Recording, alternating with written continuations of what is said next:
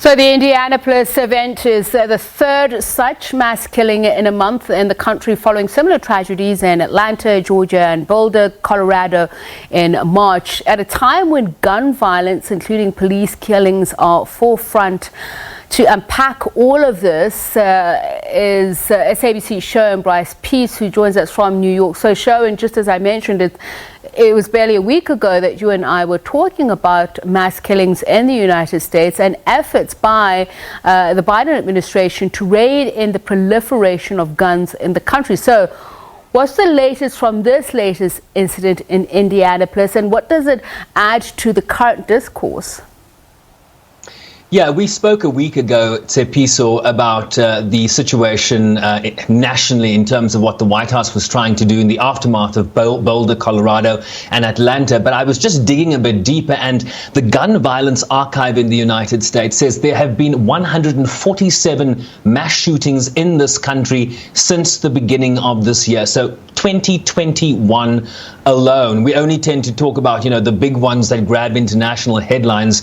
This is a situation that goes much deeper. What we do know in terms of what happened in Indianapolis last night is that there were 8 victims in addition to a gunman, so 9 in total, a self-inflicted gunshot wound that the killer killing himself at that FedEx facility. But this was the deputy police chief from that region speaking about exactly what they know at this time. Watch.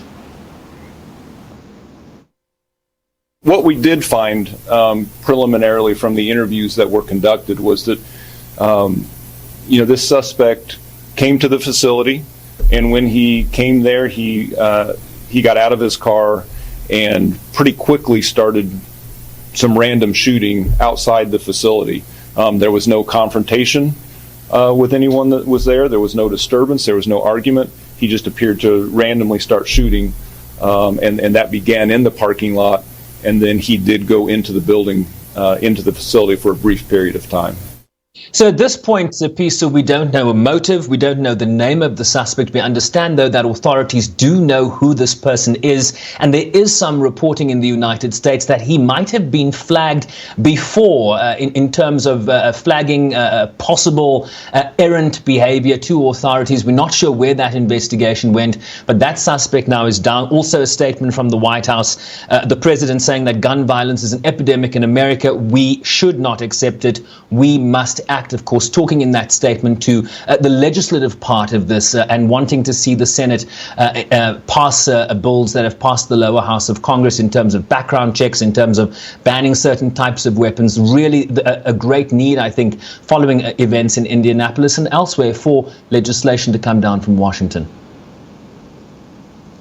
There is a context to this moment in the United States where the news cycle simply cannot get away from guns, killing of people, and whether these weapons are in the hands of police officers or mass murderers. So let's peel away the layers of the onion. So just this week, for example, 2 body cam videos showing 2 different scenarios where people, or rather police, used deadly force against 2 young men, including a 13-year-old boy, surfaced. So how do we unpack exactly what is happening? Well, the common thread is that there is a proliferation of guns in the United States, whether they're in the hands of the police or whether they're in the hands of suspects like the one we're trying to find more details about in Indiana. I want to show you the 2 body cam videos. The first one is from a shooting of this 13-year-old boy. His name is, I'll get you his, Adam Toledo. Tsepiso. Let's watch that video, and then followed by the shooting of 20-year-old Dante Wright earlier this week, on Sunday in particular. Let's watch those 2 videos, and I'll explain afterwards. Please stop! Stop right fucking now! Hey, show me your fucking hand! Stop it! Stop it! Shots fired! Shots fired! Get an ambulance up here now!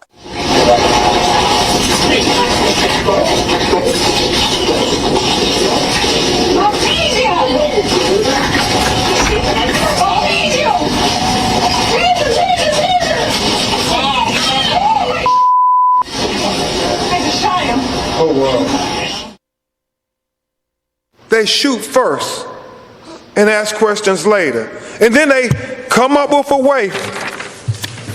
I know this is extreme, but they come up with a way They come up with a way to justify over and over again the killing of black people in America. Over and over and over again, they come up with a way to justify it. We're done accepting the justifications, America. As I said, everybody keeps saying, well, no matter how tragic it is and how unnecessary it is that Daunte Wright was killed, they continue to say that looting is unacceptable. Well, you know what we say is unacceptable? Killing unarmed black people. Right, Ben Crump there, the family attorney of the Wright family. That's the shooting of the 20-year-old, where the police officer who has since resigned, Kimberly Potter, a 26-year veteran, Sepiso, of the Brooklyn Center Police Department in Minneapolis, mistaking her service pistol for a taser.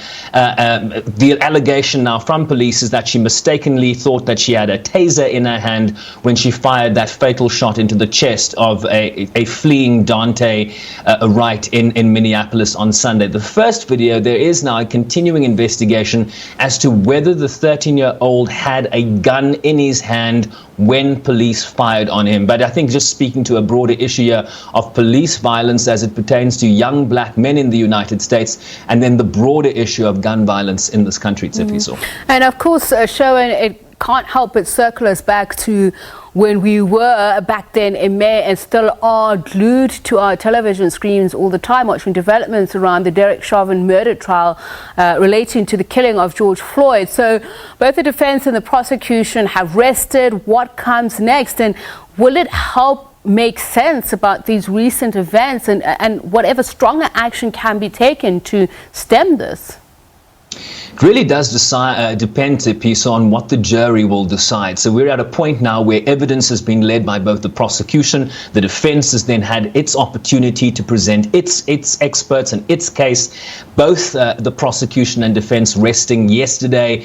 The judge then suspending matters until Monday for closing arguments. So you will probably have very emotional arguments from the prosecution, and then the defense will have an opportunity to present their closing arguments. And then this case goes to a 14-man jury. Essentially, they will meet behind closed doors. They will be sequestered, which means they will not be able to leave a certain area. They will be under police observation or guard, if you will. They will not be able to go home until they reach a verdict. And the real important kicker here, different to a court proceeding in South Africa, is that all 14 of these jury members must agree. There must be consensus on each of the 3 charges for a conviction. If one juror does not agree with the charge then falls away. So a very intricate timeline that awaits us here. We don't know how long it's going to take after closing arguments of Monday, but I think the world's attention will be focused on Minneapolis, where that decision will come down. And of course, we'll be coming to you for all of those details. Thank you very much, Sherwin Bryce-Pease, my colleague out there in New York.